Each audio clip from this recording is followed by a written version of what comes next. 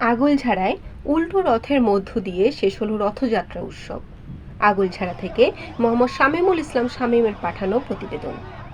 উল্টো রথযাত্রার মধ্য দিয়ে আজ সোমবার শেষ হচ্ছে সনাতন ধর্মাবলম্বীদের অন্যতম ধর্মীয় উৎসব জগন্নাথ দেবের রথযাত্রা।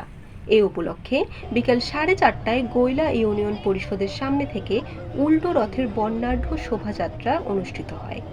বর্ণিল সাজে সজ্জিত বিশাল রথে জগন্নাথ দেব, সুভদ্রা ও বলরামের প্রতিকৃতি নিয়ে বের হওয়া শোভাযাত্রাটি আগৈলঝাড়া পয়সারহাট সড়ক প্রদক্ষিণ শেষে গৈলা রথখোলা গিয়ে শেষ হয়।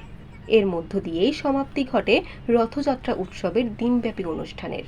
পুরাণ অনুযায়ী আষাঢ় মাসের শুল্ক পক্ষের দ্বিতীয়া তিথিতে বোন সুভদ্রা ও দাদা বলরামকে সঙ্গে নিয়ে জগতের অধীশ্বর শ্রী শ্রী জগন্নাথ দেব ভক্তের কল্যাণে ধরাধামে আসেন। ওই দিন রথে চেপে তারা মাসির বাড়ি যাত্রা করেন। দিনটি সোজা রথ হিসাবে প্রচলিত। সোজা রথের যাত্রা শেষে দিন 7 পর আবার তারা ফিরে আসেন। সেই দিনটি উল্টো রথ হিসেবে পরিচিত। সনাতন ধর্মাবলম্বীদের বিশ্বাস, জগন্নাথ দেব হলেন জগতের নাথ বা অধীশ্বর। জগৎ হচ্ছে বিশ্ব আর নাথ হচ্ছেন ঈশ্বর। তাই জগন্নাথ হচ্ছেন জগতের ঈশ্বর। তার অনুগ্রহ পেলে মানুষের মুক্তি লাভ হয়, জীবরূপে তাকে আর জন্ম নিতে হয় না। এই বিশ্বাস থেকেই রথের উপর জগন্নাথ দেবের প্রতিমূর্তি রেখে রথযাত্রা করেন সনাতন ধর্মাবলম্বীরা। গত 8ই জুলাই বর্ণাঢ্য আয়োজনে শুরু হয়েছিল রথযাত্রা উৎসব।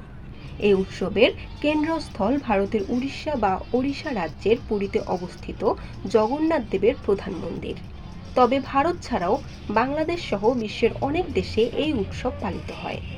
রথযাত্রা অনুষ্ঠানে উপস্থিত ছিলেন আগৈলঝাড়া পল্লী বিদ্যুৎ জোনাল অফিসের ডিজিএম অসিত কুমার সাহা, গৈলা বাজার কীর্তন ও পূজা উদযাপন কমিটির সভাপতি সুশান্ত কর্মকার, সাধারণ সম্পাদক কাজল দাশগুপ্ত, সাবেক প্রধান শিক্ষক স্বপন মণ্ডল, তারক চন্দ্র দে, ব্যবসায়ী মোহিত লাল মন্টু, দিলীপ কর্মকার সহ ভক্তবৃন্দরা। বরিশাল.নিউজ।